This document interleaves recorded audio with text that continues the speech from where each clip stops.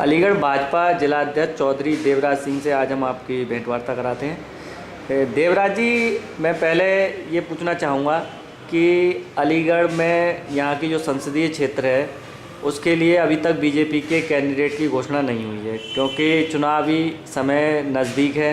जितना बीजेपी यहाँ लेट हो रही है प्रत्याशियों की घोषणा में, तो क्या उससे बीजेपी को कोई नुकसान उठाना पड़ सकता है? जी नहीं, ऐसा है। भारतीय जनता पार्टी राष्ट्रीय पार्टी है और जितने भी यहाँ पर घोषित प्रत्याशी हैं, दो हैं, बसपा और सपा।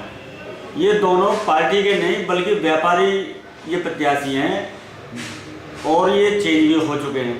सपा से हो चुके हैं, बसपा से हो चुके हैं, दोनों ने ही अपने अपने प्रत्याशियों को जो बदला है।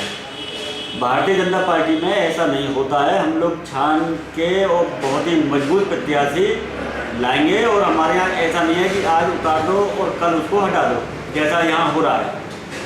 तो अभी तो जो समय है, कोई अभी तो डेट भी नहीं आई है चुनाव की, और अभी पूरा चुनाव और भाजपा का माहौल है।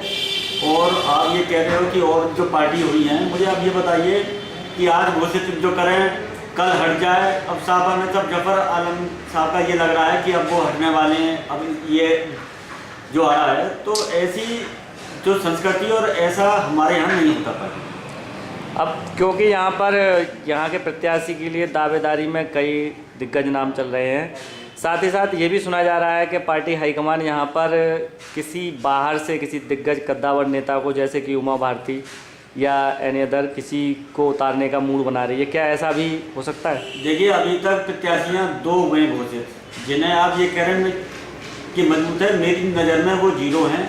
बसपा से जो उतारा है बिल्कुल नया नाम है।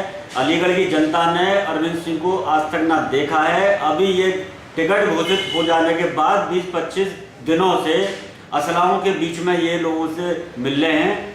आप ये नहीं कह सकते कि साहब अलीगढ़ की जनता इन्हें चाहेगी, क्योंकि उनसे पहले उनसे जो 8-10 असले वाले हैं उनसे सामना होता है, उसके बाद उनसे सब मुलाकात होती है। और ये नाम कोई ऐसा नहीं है कि अलीगढ़ में रहा हो। अभी चांसलर है नोएडा में जो पढ़े हैं, बड़े हैं, यहाँ पे ये क्या क्या करेंगे? यहाँ से चुनाव के बाद अपना ये फिर वहीं जाएंगे। जफर साहब व्यापारी आदमी है, उन्हें फैक्ट्री चलाने से ही जो फुर्सत है नहीं। अब पार्टी ने उन्हें दे दिया तो वो अपना तो जूझ रहे हैं। ऐसा नहीं है कि कोई सपा ने बसपा ने कोई तो मजबूत प्रत्याशी छोड़ा हो या कोई बहुत अच्छा छोड़ा हो जो अलीगढ़ की नब्ज़ को जानता हो। और हमारे यहाँ पे जो बड़े नाम की बात चल रही है, देखिए हमारे यहाँ पूरा नेटवर्क है, पूरे हमारे राष्ट्रीय नेता हैं। ये आपस में मंथन करेंगे, सोच विचार के जो भी प्रत्याशी उतारेंगे, हमें जो उसका स्वागत जो करना है, उनके साथ काम करना है, जिताना है और जीतेंगे।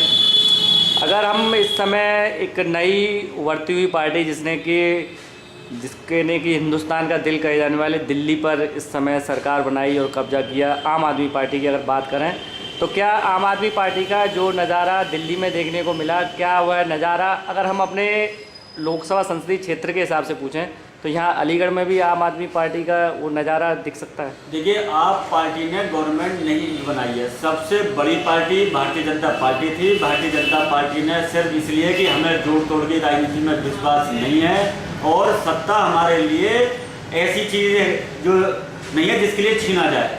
आप पार्टी ने दिल्ली की सत्ता को छीना है और अपने घोर विरोधी जिसको ये कोसते हुए आए, जिससे ये लड़ते हुए आए, कांग्रेस पार्टी, उसी के माध्यम से, उन्हीं के आशीर्वाद से ये आज गवर्नमेंट में है। तो मैं तो ये कहूँगा कि इनका लालच इनको सत्ता में लाया और जो वायदे करें इन्होंने, उनमें से एक भी ये पूरा नहीं कर पाएंगे, क्योंकि असंभव इन्होंने वायदे किए हैं। और लालच का इनका जो मकसद था वो इनका हल हो गया है। जिस आदमी को मंजिल मिल जाती है उसके बाद वो क्यों जो जाएगा? इनकी मंजिल थी सत्ता पाना, वो उन्होंने पा लिया। और आज मैं बता दूं, आज मैं जो टीवी पर देख रहा था आपकी के चैनल के माध्यम से कि वहाँ के जो विधायक है बिन्नी, उन्होंने इनका पूरा चिट्ठा सब खोल दिया है। अरविंद केजरीवाल हिटलर साहब उन्होंने घोषित करा है। किसी की ना वो सुनते हैं ना किसी की मानते हैं। तो ऐसी पार्टी के लिए क्या मैं कहूँ, ये बताइए, जिसका कोई अस्तित्व नहीं, जिसका कोई विचारधारा नहीं, जिसका कोई आगे की विचार नहीं कीजिएगा हमें क्या करना है।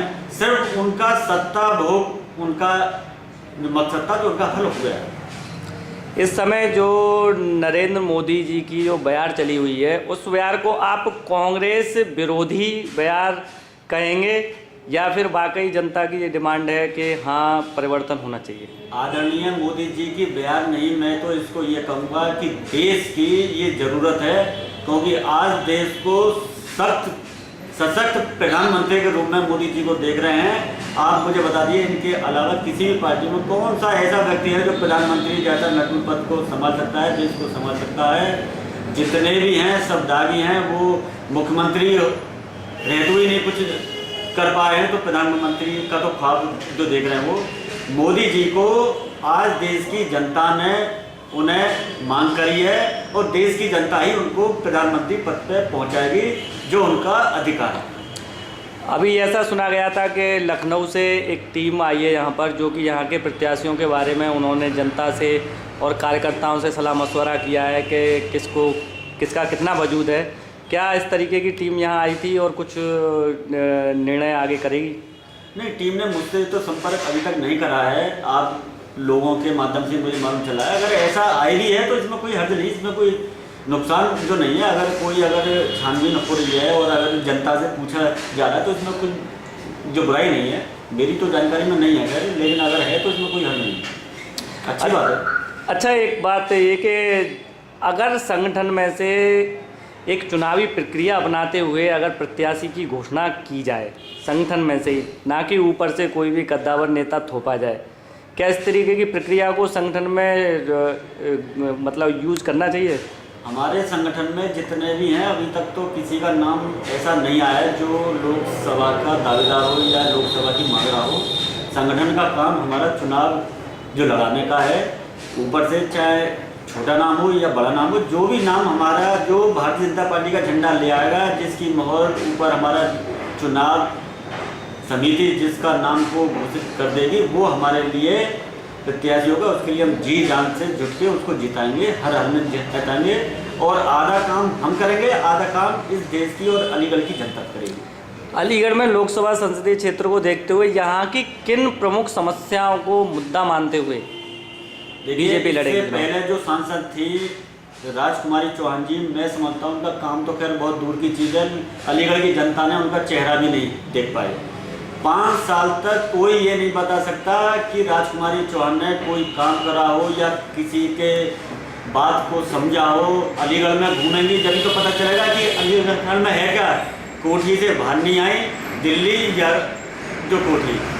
हमारे यहाँ शीला गौतम जी रही हैं, 4 बार सांसद जो रही है। और आपको मैं प्रैक्टिकली ये बता दूं कि हमारे यहाँ शीला जी के घर में कोई रोक टोक नहीं है। सीधा आदमी जाके अपनी समस्या बता सकता है और उनकी समस्या को हल करा देता है। हमारे यहाँ कोई भी प्रतिबंध ऐसा किसी भी नेता के राज पैलेस में जो भैया हमारे यहाँ सुबह 10 बजे से रात तक बैठते हैं। हमारे यहाँ कोई टोका टाकी कोई ऐसा नहीं है कि सिक्योरिटी हो या किसी को रोकता। लेकिन अब तक मौजूदा जो सांसद हैं उनके यहाँ सबसे ज़्यादा वोट, मैं इस बात की करता हूँ, एक आम आदमी जो वोटर है जिन्होंने उन्हें सांसद बनाया, वो सांसद तक पहुँचने का सपना ही देखता रहा। जिला स्तर से भाजपा आगामी आने वाले लोकसभाओं की चुनाव के लिए क्या तैयारियां कर रही है संगठनात्मक?